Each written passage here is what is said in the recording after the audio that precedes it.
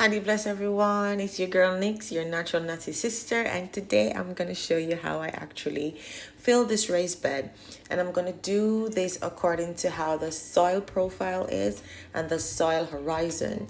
So I've been learning a thing or two about the soil profile, and I wanted to make sure that I was getting enough benefit from my raised bed by doing this method. I didn't even know at the time I was doing this until I started researching and realized that, oh my goodness, the same thing that I did is the way soil profile and soil horizon is.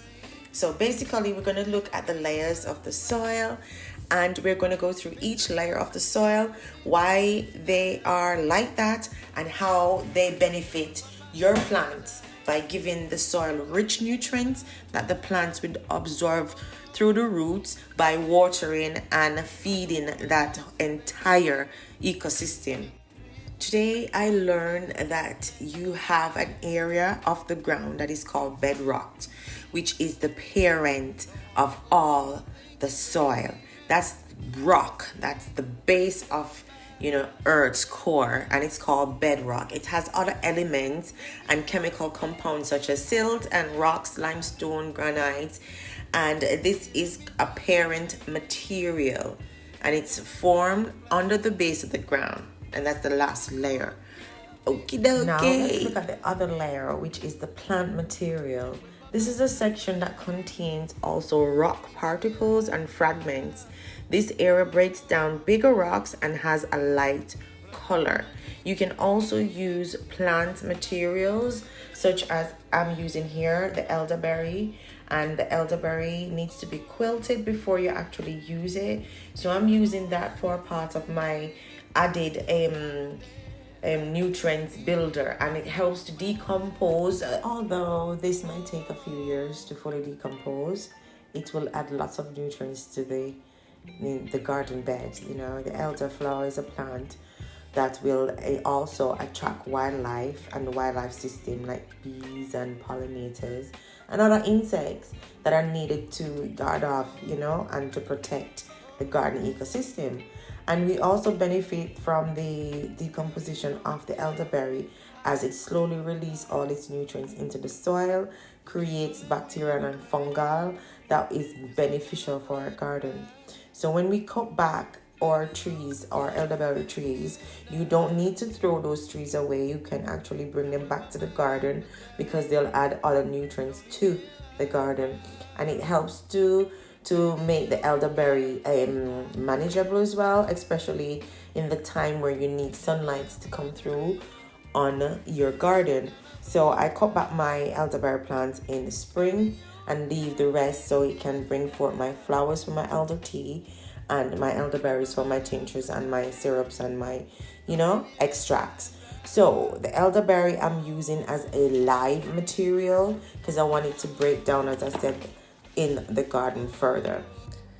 Now I will use cardboard to act as a shield because I do not want the green compost to actually burn the roots. So I'm using the cardboard to shield that fume.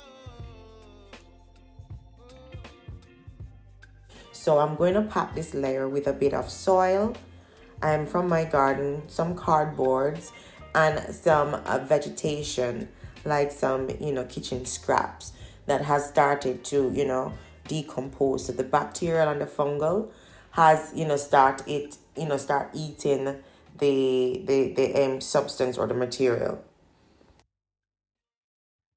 So what I'm trying to create here is, after everything is layered to completion, I want to make sure when I water the plants, the water will travel down, and this will help the soil to break down faster at the lower levels, and then to release the gases that is needed for development of fungi and bacteria in the soil. So everything is vital, and I'm just showing you how I'm just planting some other stuff, but everything is vital for the benefit and the success of this raised bed. I no longer want to just build a raised bed. I want to make sure I fully understand why it is, you have to do it a certain way. And this makes sense if you follow the soil position, composition, profile, and horizon, how the soil is made up, then you'll know how to actually layer your raised bed.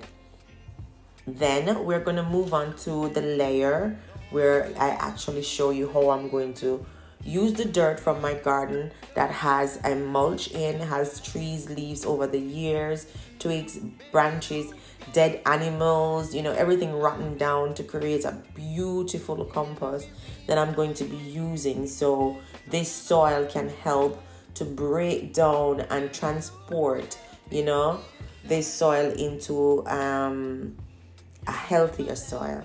So here I topped it off with my soil, and this layer is going to hold all the kitchen scraps and all the the compost that I was making.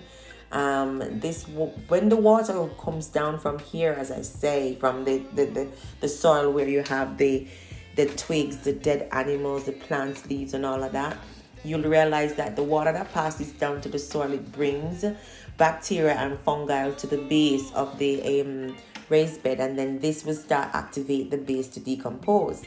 So I am actually layering this according to the composition and the profile of the soil. And I'm going to be honest with you, I only researched the soil composition because I was looking to see what elderberry did for the soil, and I realized that how I did the raised bed is the exact way the soil composition and profile or horizon is, set up. And I was truly amazed, because I know I'm a farmer's daughter, but I can't remember, learning about these things with my dad. So this to me is just quite a nice feeling to know that I have it in my DNA locked. But anyways, I'm going to create another soil, which is the top soil, and this contains rich organic matters, which is some of the kitchen scraps and all of them stuff that I just showed you. And this is where the decomposers lives, like the fungi and the bacteria, and they'll break down the plants and animals if you have any animals in there as well. And after the decomposed mixture is created, this is called the humus, a very rich organic substance that is dark and formed on the soil after decomposition of plants and animals. So this is the next soil that is so good. So when you hear your gardener says that you need to put some, like fish heads or worm bone and meal and bladder meal, you need to do certain things in the gardens, because the garden loves these things. The bacteria and fungi love these things. So now I'm going to top it off with the topsoil, and then I'm going to create the O horizon, which is the organic soil that I'm going to be planting most of materials in.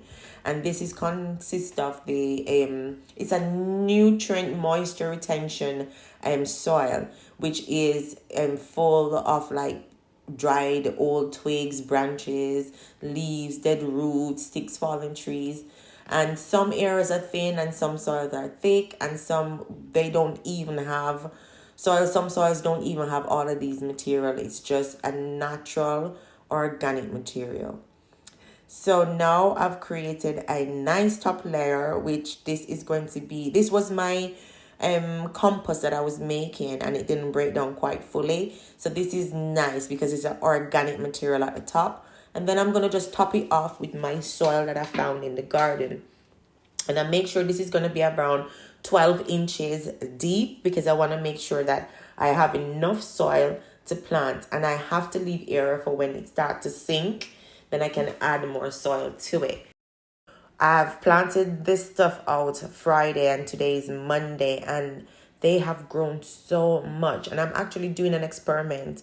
I've put like 3 rows of my raised bed into I use like a little bit of the store-bought compost and some of the vermiculite, and I wanted to see if that makes a difference in the garden. And then the other cells has nothing more than just the soil that I created in the garden and the compost and everything that I just showed you that I layered. So we're going to see what everything looks amazing as it is.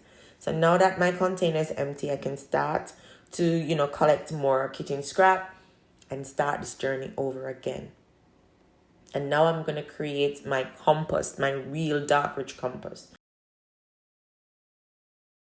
I gathered a lot of information today and I wanted to share it with you guys. I just didn't want it to just throw up a raised bed. I want it to be informative, and I hope this, brought a little knowledge to you and yours. And yeah, thank you so much for watching, and I see you on the next one. All right, soil profile and soil horizon. So I'll now show you a clip of how my actual bed looks.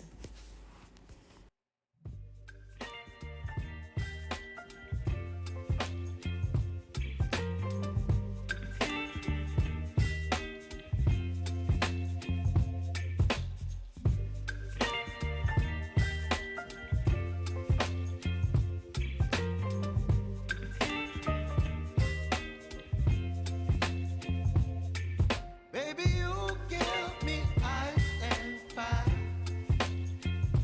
You're giving me wind and rain. You're some kind of butterfly. Baby, you give me midnight. You whip up my appetite. Don't leave me here high and dry. Oh, well, I don't wanna jinx it, baby. And twist myself at the spine.